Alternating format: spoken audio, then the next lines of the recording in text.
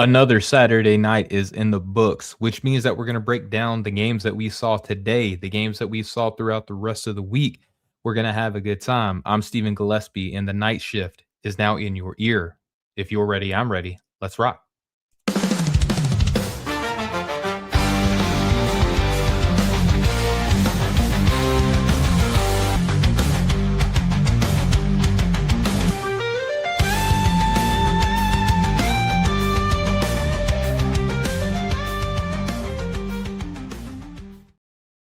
What's going on, y'all? We are live here on the No Ceilings NBA Draft Show, here on the No Ceilings NBA YouTube channel. We're also on your podcast player choice. This is the night shift where we recap the games that we saw on your Saturday. We talk about some of the games that we watched throughout the rest of the week. We're going to talk about prospects that we like, some who we're struggling on. Just have a good time. We might even talk a little bit of wrestling tonight because it's just me here tonight, and there's no one here to stop me. In keeping with the band, the gang, the group's kind of agenda throughout this week, there's been a lot of solo pods. So why not wrap up your weekend here with your boy Stephen Gillespie of the Draft Sicko Show? We just watched the Arizona Wildcats just wallop the Alabama Crimson Tide. That came in the second half. The first half was a heck of a lot closer. We're going to start there. Now, Arizona had a distinct rebound advantage in this game. If you look at your stat sheets, I'm handing them out to you right now. Just wait just a second. And you'll see that Arizona had 52 rebounds to Alabama's 32. So my quick Arkansas math is that's a plus 20 advantage on the glass. Okay. So in college basketball, that's what we like to call an advantage. And Alabama was on the receiving end of a offensive onslaught from the Arizona Wildcats. A fantastic game for a lot of players. Since it's just me and it's just you and we're friends and we're family, I want to talk to you all about Braden Burries. Now, what's our guy's name in football? Now, here's a guy. Here's a guy who in the summer I really liked. A lot of us that know ceilings liked him because what's not to like about Braden Burries? He was an All-American. He's a guy who a lot of us had high expectations on because of the pedigree that he had coming into the season. He and Koa Pete were supposed to kind of tag team this, Arizona Wildcat roster, take control of it, sort of like what we saw from Kingston Flemings. I feel like Braden Burries was actually in the offseason supposed to be our Kingston Flemings. Now, it hasn't really worked out that way, but maybe, just maybe, in this matchup that we watched when he faced off against Alabama, who has a pretty talented point guard themselves, Braden Burry finished with 28 points on 11 of 19 shooting. He was 5 of 10 from deep, 7 rebounds, 2 assists, and 1 steal. He was really feeling himself and was able to get to the basket. Some of that body shielding that I kind of fell in love with him in his high school film and watching during the summertime. I really thought that this was going to be what we saw early and often from him, but it's still early. It is almost mid-December, and we're starting to see Braden get a little bit more comfortable on this team. We saw him attack the basket. We saw him get to the free throw line one time. I don't feel like that was indicative of the fact that he was just kind of getting to a bunch of different spots on the floor, but that three-point shot was pretty on point. Now, the shot isn't, I would say, the cleanest within this class. He doesn't have the moon ball trajectory whenever he's releasing a shot. There's kind of a double movement that he has when the ball is coming up at the top at its apex, and it's a little bit flat on its trajectory. It was going in tonight, and it was beautiful. And with that, we got to see how he could leverage that in terms of getting to the basket, kind of working within the flow of the offense and moving the ball around. Now, Arizona has long been a team that will rely on freshmen for a little bit, but there's a steady helping, a steady dose of seniors on the team that typically help out a great deal. And we saw that between Jaden Bradley, who throughout this season so far has been pretty on point. He's been a steady hand for this team in the absence of Braden Burry's like really taking the mantle of this team, kind of living up to the potential and the hope that a lot of us had for him during the summer. Jaden Bradley has been that guy. He finished with 14 points on 4 of 9 shooting, hit 1 of 2 3-point shots. He was 80% from the free throw line, going 5 of 6, had 5 boards, 7 assists, and 3 steals. And the commentary kind of said something that I think that we're all seeing. Bradley has some of the quickest hands in all of college basketball. And I'm not gonna lie, it's midnight here on the East Coast. I don't typically stay up and watch like in the moment some of these games that are happening on the West Coast. And I think that sometimes that does play a part into your evaluation. Now, granted, we have a lot of great products that exist out there for our scouting kind of ease and our comfort. Our friends over at Synergy are a great resource that I understand not everybody has, but if you do have it, you understand that being able to watch on Synergy can be a lifesaver of sorts. But watching games as it happens, there's like something organic. It's almost as if like that's the way that games were intended to be played, is to watch it in real time. And you can kind of get within the flow. You're listening to the commentary. Actually, you're kind of seeing how everybody else is responding to the game. It's a very communal experience. And just watching Bradley live tonight really kind of showed that there might be something here because he's a two-way dynamo. He kind of always has been. That's been the projection for him, and he's really showing that. Krivas, another guy who I'm seeing a little bit more buzz on. Maybe he's a second round guy. He had 14 points as well, 14 rebounds, 1 assist, and a block. He hit 1 of 2 from deep as well. And then Karchenkov, another freshman guard, Ivan Karchenkov, he was 5 of 9, missed both of his 3-point shots, but he's a big energy guard. He had 5 steals on the night, and that was very indicative to the effort that he was giving on the defensive side of the ball. So, watching this Arizona team, you might have expected to hear me mentioning a name that you're seeing at the top of mock drafts, you're seeing at the top of big boards, and that wasn't on accident. I didn't talk about Koa Pete yet. Now I am, obviously, because you just heard the name. 5 points on 5 shots, 1 of 3 from the free throw line, 1 rebound, 1 assist. If you listen to the No Ceilings podcast feed, you'll know that the Tylers just recently did a panic meter reaction show where they talked about folks like Nate Ament. Koa Pete wasn't on that list. I might be kind of priming things a little too early, but can we get some consistency from our guy Koa Pete? Can we get some urgency in his play? Can we get some two-way ability from his game? I mean, 5 points is one thing, right? Like, you can't always have the scoring outing that you want. You can't always get the offensive onslaught that you're wanting. So how do you impact one of the scouting community's favorite questions? How do you impact the game when you're not scoring? Let me tell you, Koa Pete, for a big guy, 1 rebound. For a guy who has a lot of feel, a natural athlete, leader on the floor, one of the most winning player. Everybody said, we talk about Cam Boozer and his lineage and his background and his accolades.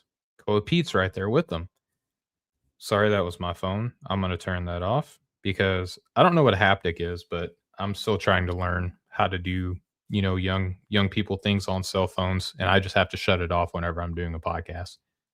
If I'm old, I'm old. But Koa Pete, one of the most winning players as a freshman coming into basketball and college basketball, excuse me, right up there with Cam Boozer. Cam Boozer, when we were talking about him struggling, and we were talking about him struggling in relation to the tippy top of this class, and trust me, we're going to talk about 2 of the other big 3 here in just a little bit. But when Cam Boozer was struggling, okay, sure, he's not being super duper efficient against the Goliaths of college basketball around the paint, but he's still doing X, Y, and Z. Koa Pete tonight wasn't scoring, had a combined 2 rebounds and assists tonight. That's not great. And this is not the first time that we haven't felt go with Pete. Now he's had some huge games. The Florida game, that might be a life raft game for him, where a lot of people are going to go back and look at that and say, "Hey, don't forget that he did this thing." I know, I watched, but watching him against Alabama, very passive. Anthony De La Rosa had 13 points. Toby Awaka had 7 points. Both of those guys came off the bench and outscored him. Let's take a look here. Toby Awaka out assisted him. That's not Toby Awaka's game, but he out assisted him. You know, De La Rosa out rebounded him. That's not his game, but he out rebounded him tonight. So again, I know the comments that typically come from a segment like this are he's young. I'm aware. He's not going to be perfect. I'm aware. But there have just been some things that I've seen throughout the season that he's had big games. He's had big moments in big games, but he's kind of waxed and waned a little bit. But yet, he's a consistent top 10 talent. Is he? I don't know. All right, let's look at the Alabama side here. LeBaron Philon. This is interesting. I love the stat line after watching the game because sometimes the two things don't match. Sometimes what you watch on film, what you watch live, and you go to look at a stat sheet to be like, huh, did he do X, Y, and Z? Oh, wow. Okay. Yeah. So for LeBaron, not his best performance just watching the film. Okay. But let me tell you what a bad LeBaron Philon game sounds like. 24 points on 7 of 16 shooting, 3 of 6 from deep, 7 of 10 from the free throw line. He had 10 rebounds and 5 assists. Now, he did have 5 turnovers. That's uncharacteristic of a LeBaron Philon game. Oh, and he also had a block. So, a bad game for LeBaron Philon sounds like 24 points, 10 rebounds, 5 assists, 1 block. Yeah, he had the 5 turnovers. He and Latrell Whitesell, who also had 21 points, were really the only steady presences for Alabama. Now, Latrell, it felt like he kind of spammed this double clutch, like kind of swooping circular. It reminds me on Fight Night. If y'all remember the first Fight Night, the Roy Jones Jr. Um, shot where he would come in and kind of like swoop left, swoop right, come up and give you a hook. That's kind of what Latrell Whitesell shot looked like tonight whenever he was getting into the paint, just kind of doing like a left to the right swooping layup. Outside of that, LeBaron Philon was the only steady presence for the Crimson Tide tonight.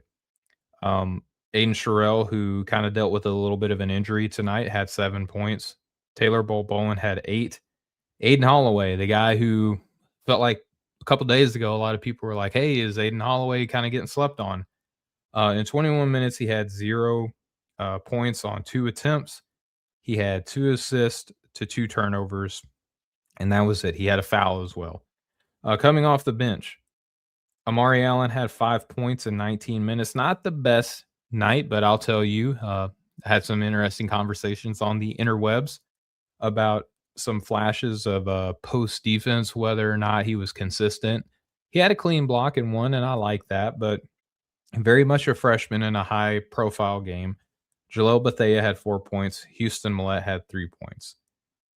If you look, LeBaron and Latrell combined for 25 of the 75 points for Alabama, and they shot 45% from the floor, 38% from deep, 72% from the line. But again, we're out rebounded by 20. That is not the recipe for success on this team. They also had 11 more turnovers than the Arizona Wildcats. So that's really all I care to dive into for that game. Let's get into one of the earlier games because those who know me or have listened to me for a little bit have probably heard that I am a little bit of an Arkansas Razorback fan on account of the fact that that's my home state. They squared off against the Texas Tech Red Raiders. I love games like this because you kind of have two different things going on within this game at once, right? You have the draft players who are fighting for draft positioning and draft stock, while you're also college basketball purists or just simply wanting to watch a basketball game to see which team is better than the other. There might be a little bit of a coaching tale. There's also a little bit of chippiness. Now, if you remember, These two teams faced off in the NCAA tournament last season. In the handshake line, things got a little bit chippy. My Razorbacks, and I'm not particularly a fan of this, but my Razorbacks have been a little bit of a chippy team, a little bit of an edgy team. Not afraid to put hands on people. There's been the towel incident with Brazil. There's been the Pringle grab a player by their jersey and slam them down on the ground. And then in the handshake line, we saw a little bit of extracurricular activities take place between these two teams. Now, if you look on the court, let's start on the Texas Tech side, what I like to affectionately refer to as the losing side tonight. Again, my fandom, I'm allowed to be a fan here too. It's fun. It's Saturday. We're here to have a good time.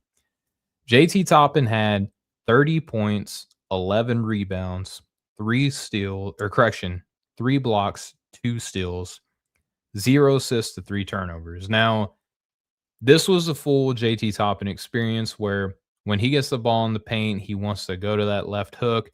Every once in a while, he'll go to his right. Every once in a while, he might take a couple of extra steps, and the refs will allow it for him to be able to finish in the paint. It happens. It's okay. Some players are just going to get a better whistle than others, and JT Toppin is a collegiate star. He's going to be one of these guys who's been running for All-American, Player of the Year, the whole shebang here. JT is interesting because I don't know if he's any better or worse. I don't know how much he's changed as a player from last season to this year. So, from an NBA draft perspective, I don't know if you were watching anything JT is doing this season and thinking, yeah, I want to move him up or I want to move him down or anything like that. And shout out to the chat. Antoine Willis in the chat says, yo, what's up, Steven? Antoine, what's up, my man? Appreciate you coming by. While everybody's here, please smash that like button.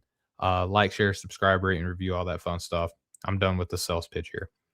But JT Toppin, I don't know what else he's done differently this season that would cause you to move him up or down. I personally kind of think he's in that second round range because the NBA wants to get a little bit bigger. We're seeing that within front courts. We're seeing rebounding be a prominent kind of trend within the NBA. And I will say that JT is a fantastic rebounder. We saw that he had 3 blocks tonight, and he is very long. I worry about the size advantage, though, because here in this game, going up against Arkansas, Texas Tech was out-rebounded by my Razorbacks by 7. And I have said throughout the season that the Razorbacks don't have a center. They have a couple of 4s. They have some 3-4s, and then the rest are guards, maybe a wing or two here or there. But Texas Tech was out-rebounded tonight. So for JT, I'll say fantastic game in terms of college matchups, things like that.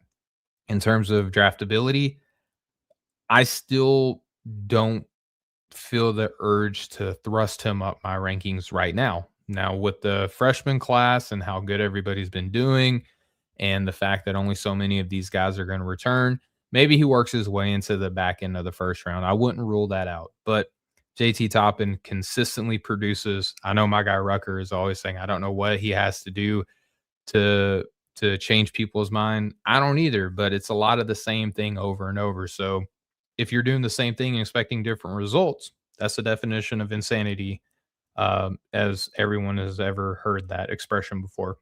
Let's talk about Christian Anderson. Almost ruined my Saturday as a Razorback fan because I haven't been the biggest Christian Anderson fan, if I can just be completely transparent. I really liked what I saw from him. You know, take my bias cap off. Shout out to Game Over. If I'm taking my Mr. Bias hat off and I'm watching as an evaluator, I really liked what I saw from Christian Anderson today.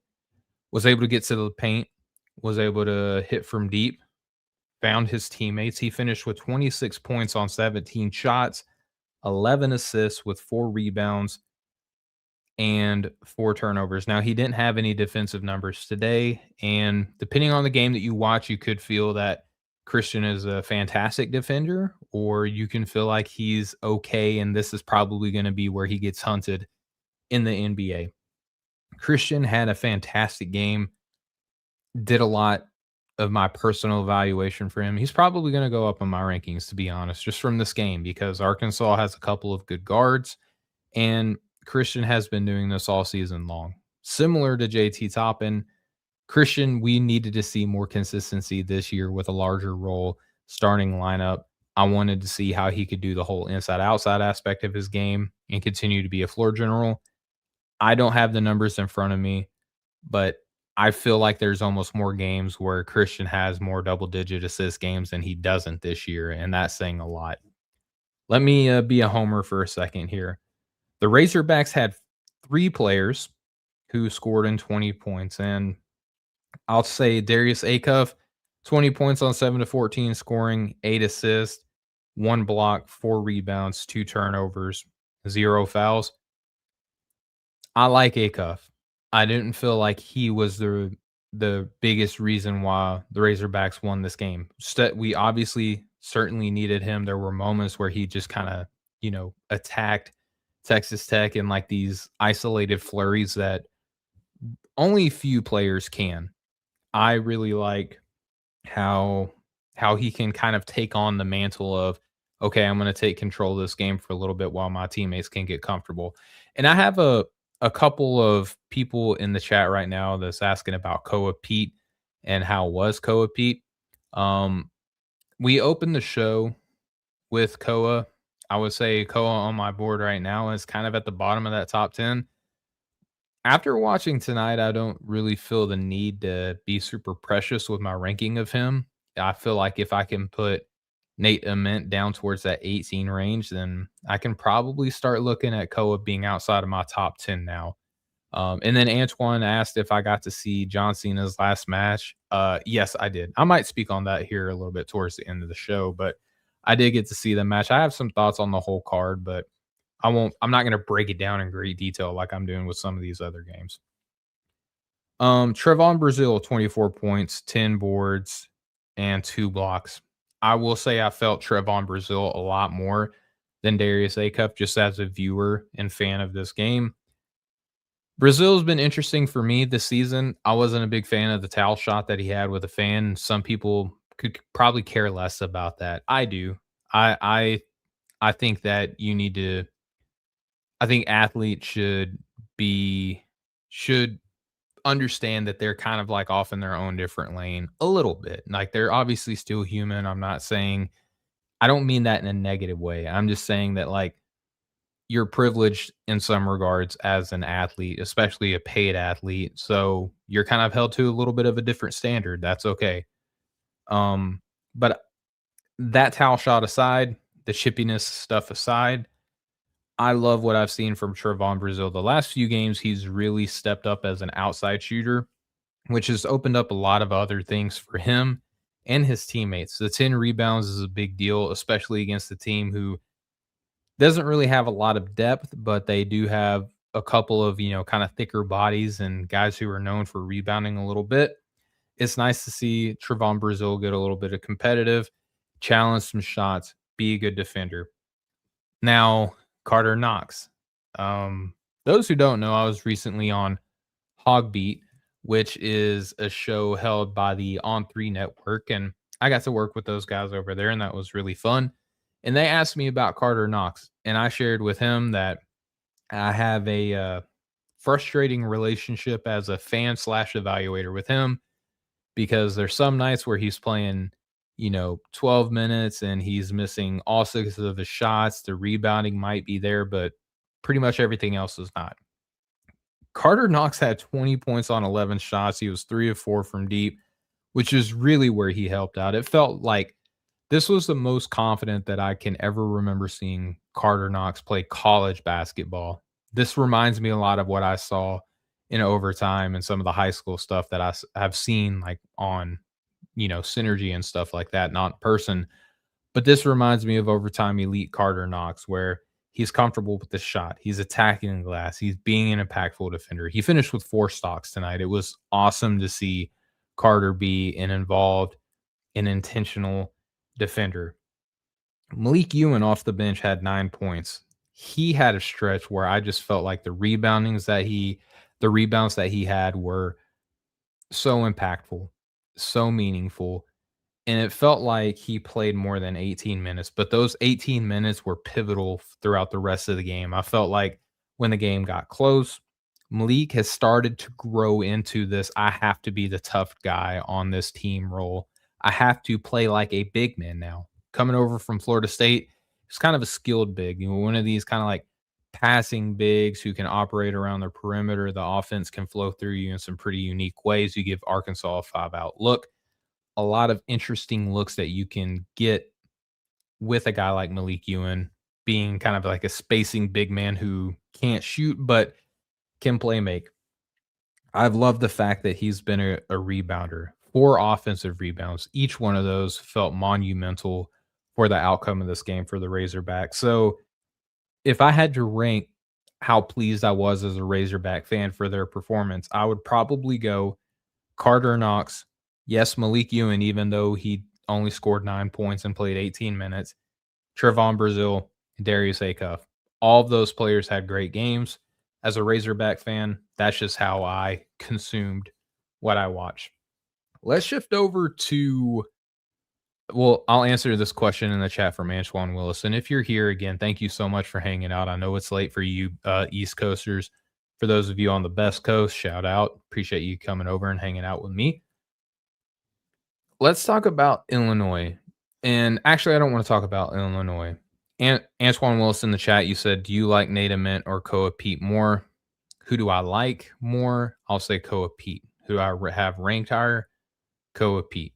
It's kind of getting a little scary for me with Nate Ament, if I'm being honest. All right, so I said I want to talk about Illinois. I lied. I just want to talk about one player on Illinois, and that's Keaton Wagler. Anyone who goes over to NoCeilingsNBA.com and has read Sleepers of the Week, you know that Keaton made a very early appearance on there. There's a lot of people within the scouting community who I've texted about Keaton Wagler and have tried to get them to see very early in the season. And now it feels like the wildfire is kind of growing and consuming because Wagler has started each and every game for the Illinois Fighting Illini. That's the story about him only getting 2 high major offers between Illinois and Metcalf's Minnesota team. It's kind of becoming a funny little anecdote within the No Ceilings community. And now, if you're on the line like I am, you'll see that there's almost kind of like a like-off going on with Keaton Wagler, who I really, really like and have liked for weeks and weeks now. There's some lottery buzz with him. There's some top 10 buzz going on with him. I wish that it wasn't that high because I feel like that's only going to kind of set him up. There's still a lot to prove for Keaton Wagler, but there's also been a lot to like. So Keaton and the Illinois Fighting Illini, they lost tonight, okay, against the Nebraska Cornhuskers. And before I just not say anything about Nebraska, I will give the obligatory congratulations on the victory. I'm going to break away from the, basketball purist dialogue here, and I'm going to get into NBA scouting mode, okay? Keaton Wagler, 19 points tonight on 6 of 13 shooting, 4 of 8 from deep, hit all 3 of his free throw attempts. Tonight he had 10 assists. He had 1 rebound, 1 steal, 1 block. Okay, and let me read to you what he did earlier in the week. Yeah, I'm going to kind of break this routine of how we've been doing things here, but there's no one here to stop me. A few days back, Illinois played Ohio State. Keaton Wagler in that game had 23 points, which led the team. He had 5 assists, which was second most on the entire night behind only Bruce Thornton for the opposite team, but he led his team in assists. He had 2 rebounds and 2 turnovers.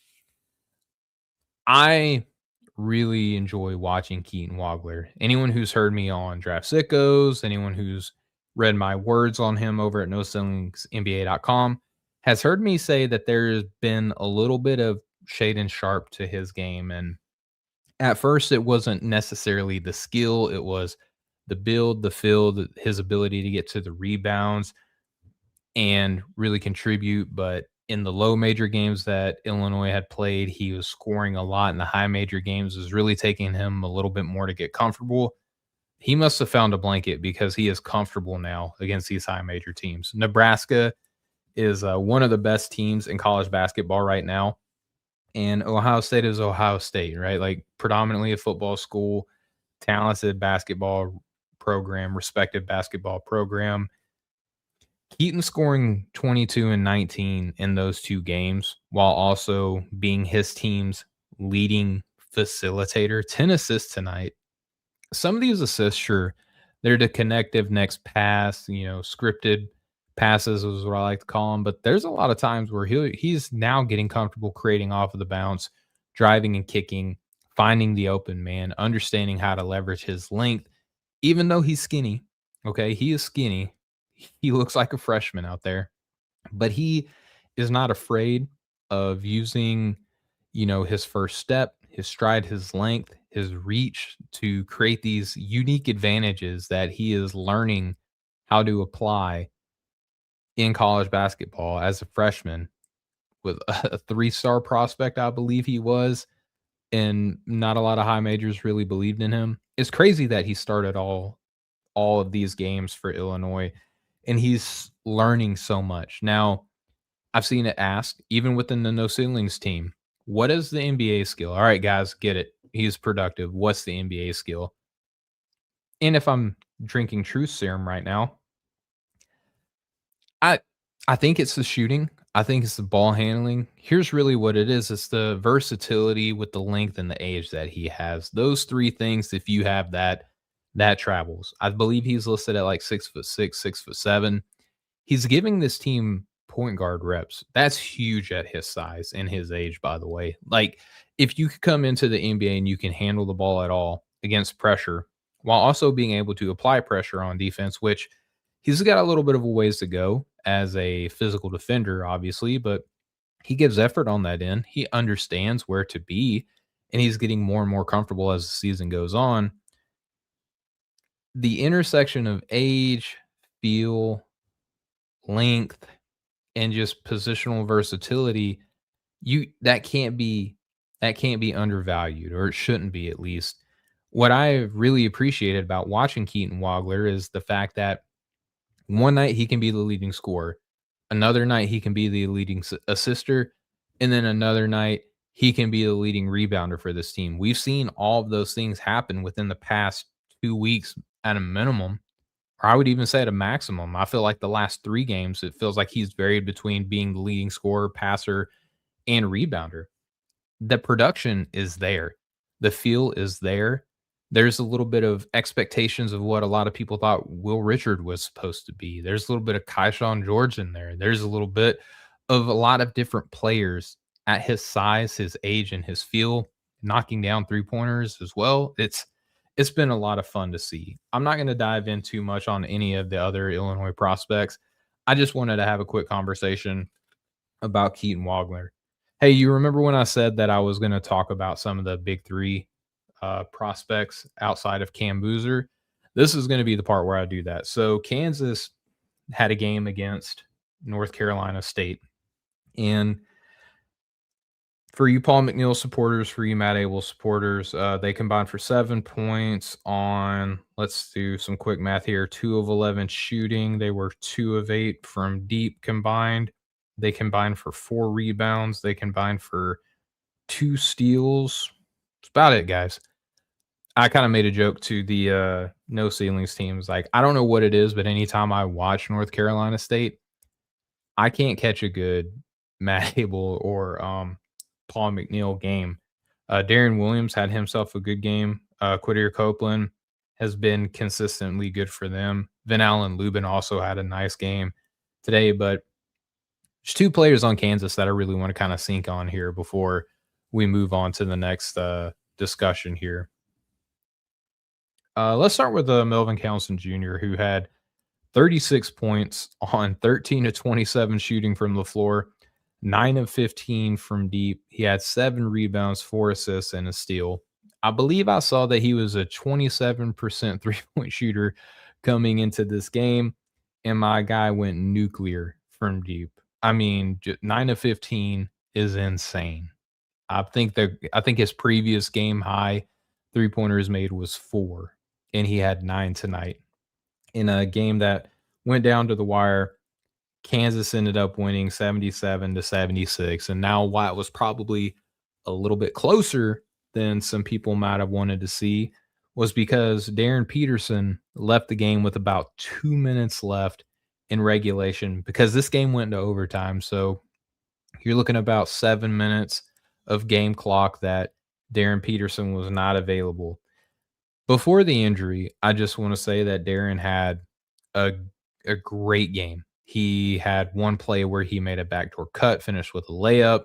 He I love the fact that, anyone who's listened to me on Draft Sickos, I would say last year, I don't know if I've made this analogy yet this year with Jam, but when I was working with Maxwell last season, I would always say that, or I would often say, not always, I would often say that sometimes players kind of move like they're foosball players, and what I mean by that is that they show great spatial awareness to where if they're off the ball, whoever has the ball, they kind of move, they keep that same distance no matter where the ball handler is. They find a way to reposition and present themselves to be open enough to be a catch and shoot option at any given moment. I felt like Darren Peterson did a good job of presenting himself open. He was 2 of 5 from deep tonight. He also, I don't really know how to quantify this. This is probably something I could workshop, but I also just like watching film and talking about what I see too. I feel like that's okay. Darren has great shoulder game. And I feel like all the best NBA players have good shoulder game. And what I mean by that is just driving a shoulder into somebody, creating separation. That doesn't always have to be just kind of like face up triple threat. I'm gonna put my shoulder into you and then rise up for a jumper, a la Carr or Melo Anthony. Okay.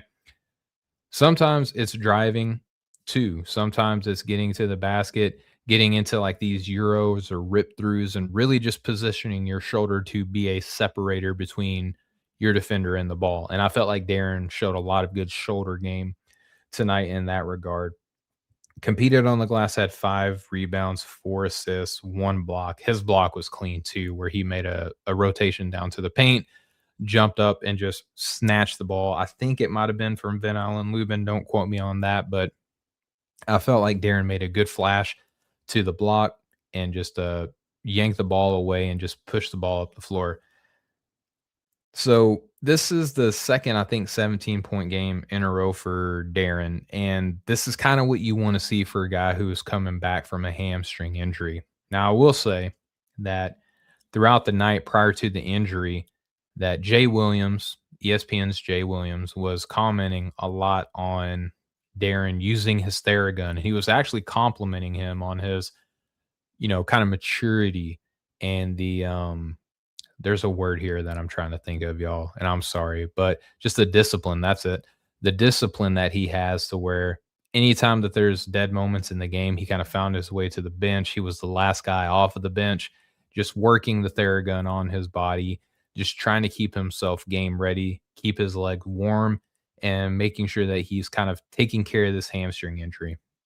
I didn't see a timeline. I was kind of in and out of the house today, taking the kids to a Christmas function that was happening um, in my town as well. So if there is anything that came out and I'm not reporting on that, I'm genuinely sorry. I'm sure I will speak on it at No Ceilings at some point if it's already come out. But the fact that Darren re-injured his leg, and I saw as soon as we made the post on Facebook about it, or Facebook, wow, excuse me, on X about it, that there was a lot of injury prone comments out there. I don't know if that's necessarily true. Um, there's I can't remember anything in high school that was significant that kept him out of playing. He's only had one hamstring injury in the early part of his freshman season with Kansas. I don't know if he kind of came back too quick. I'm not sure. I'm sure that we'll learn more about it. I'm certain that NBA teams will learn more about it as especially when combine season and you're having player meetings and stuff like that. These are just little data points for NBA teams, and they're going to ask questions and try to figure out, hey, what happened here? You came back. Were you healthy? I mean, obviously you were healthy enough to come back, but what was your percentage? What was the timeline? When did you return? What was the actual timeline and when did you return? Um, It's gonna be interesting to see what Kansas does, where there was already some speculation with how long he would be sitting when he injured his hamstring the first time. Now that he's injured it again, there's still a little bit murkiness on who really is the top player within this class, so you might see some stock preservation. This is me speculating. Obviously, this is not a report, but it'll be interesting to see what happens with Darryn as things move along. Now, as promised, I mentioned that there were going to be two top three prospects that we were going to discuss tonight. It's not going to be Cam Boozer. I think there's a lot of people who've been waiting for a lot of positive comments about AJ Dybantsa. I think that I would like to say, and I would like to think, if I could put my Mr. Bias hat back on, I I'm really proud of No Ceilings by and large because I feel like we don't have allegiances, we don't have agendas. We simply watch, we dissect with a genuine heart, and we try to just report what we know and what we see. I would say AJ out of the top 3 has probably received the most amount of fair and just criticism out of the rest of the big 3. In the name of everything that I just said about our collective, I would like to give AJ some flowers here tonight. And again, everybody who's watching and listening live, thank you all for hanging out. I know for some of you it's late and it's past your bedtime. It's past mine too. I'm not going to be up a whole heck of a lot much longer. Rucker, if you're watching, I promise I'm going to go to bed soon. Okay. Um, let's talk about the game that happened tonight. Now, BYU, they played against UC Riverside Highlanders. Okay, I get it. So I'm going to read some numbers for the detractors out there. For no matter what this kid does, you're just not going to be a believer. Just kind of plug your ears for a couple seconds, okay? Against UC Riverside Highlanders, Dybantsa had 26 points in 30 minutes. He was 11 of 17 from the floor. He had 8 rebounds, 7 assists, 5 steals, and a block. That's insane. 6 blocks or 6 stocks, excuse me. That's pretty nuts. And in 30 minutes, having 26 points, pretty good. I didn't really watch this game, so I want to talk about the game that I did watch, okay? Earlier in the week, BYU played against Clemson. AJ had in 34 minutes, he had 28 points on 9 of 17 shooting. He was 1 of 2 from deep. He was 9 of 10 from the free throw line, 9 rebounds. What does that say? 6 assists. Not a stock in that game, okay? AJ started to look like the superstar potential prospect that we were promised for years, okay? He looked fantastic in the second half. Again, recurring trend with a lot of these freshmen. The first half, little bit underwhelming. The second half, though, AJ led this team, took this team by storm. This team was down, I want to say, like 20 points at different moments throughout the game. AJ routed this comeback to where BYU beat Clemson 67-64. And he did it in the ways that you would expect. AJ has been, I would say, getting a little bit more comfortable as a three-point shooter. Now, if you fast forward to the UC Riverside game, he only had 1 3-point attempt and he missed it. If you look at the game against Clemson, he had 2 attempts and he made 1. The shot, yes, is not pretty from deep. It's a little bit flat. I don't know aesthetically if there's anything super duper wrong with it. Okay, it's just flat. So maybe we workshop the mechanics. But outside from 3-point shooting, he's doing all the AJ Dybantsa things where he's attacking the basket. He has strong shoulder game too, just like we were talking about earlier with Darryn Peterson. AJ has strong shoulder game too. He's getting the rebounds and he's pushing the break. Here is what I want to focus on. Here's where I want to give AJ a lot of credit. If you look between these 2 games, 13 assists in 2 games for him. That's fantastic. That's everything we want to see from a guy like AJ Dybantsa. And sometimes for these score-heavy guys, the guys who end up having to do everything in high school to carry their teams to victory, you play on a team that's got talent like Kiba Keita, Kennard Davis Jr., Richie Saunders, Rob Wright, a couple of guys off the bench who could come in and do some things. Moving the ball can be hard. especially if you're a play finisher and you're learning how to be like a primary initiator against high level of competition. Moving the ball can be difficult. I think the coaching is starting to get to AJ because a lot of us know this, okay? This is probably something if you listen to podcasts, you've watched sports your whole life. If you played sports, you certainly understand this concept. If you move the ball and the team philosophy is such that where ball movement is preached, it is a principle, it is a standard, it is foundational aspect to the identity of your team, the ball is going to find its way back to you. And I'm going to overly explain this because some people on the internet don't understand when we say this, we mean this as a good thing. These assist numbers could be a lot better. These numbers could be a lot higher. And I mean that as a compliment. I mean that as to say that there are passes that is making that his teammates have open shots and they are just not converting. So even though he's had 13 assists in 2 games, it could be so much higher. But this team, this BYU team, hasn't been the best catch and shoot 3-point shooting team. I mean, against Riverside, they look great. They were 47% from deep. Against Clemson, they were only, let's see here, 22% from deep. So these assist numbers could look a heck of a lot better. And that's not an indictment against AJ. That's actually a compliment saying his teammates are really kind of hurting his numbers a little bit more than what his feel and playmaking could be. I think that AJ is really showing that he has always belonged in the top 3, even though the conversation really didn't kind of suggest that in the early part of the season so far. And it's still early. It's not even mid-December yet, but the comfort that AJ is showing as a playmaker has been fantastic to see over the past few weeks. I want to see that continue to grow on top of the fact that my guy has had 28 points and 26 points in his last 2 games, respectively. It's funny how you can score almost 30 points by getting 6 and 7 assists in the same game. And I think AJ is seeing this, and I think that he is understanding it. We still got to get better from the 3-point line.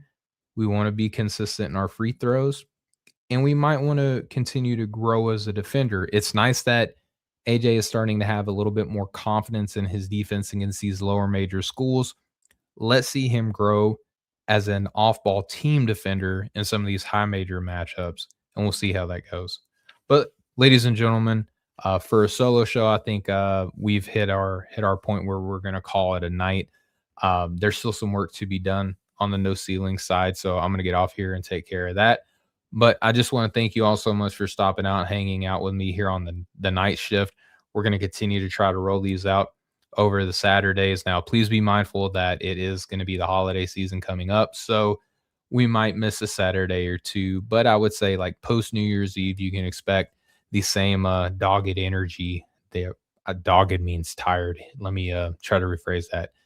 Expect the same rabid and frenetic energy that we show with the content that we push out with the frequency that we do shows and things like that.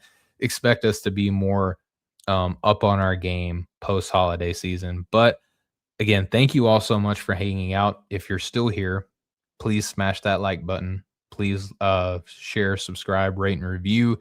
We're going to be on your podcast feed as well. If you're listening on your podcast, thank you so much for doing so. Please leave us a ranking and a review, at least a ranking, because that does us a lot in terms of the algorithms and the terminators and all that fun stuff. But I will say for myself, for the rest of No Ceilings team, we appreciate you guys. We love you guys. Jam and I will be back here Sunday evening for the Draft Sicko show. So please hang out and talk with us then. We'll catch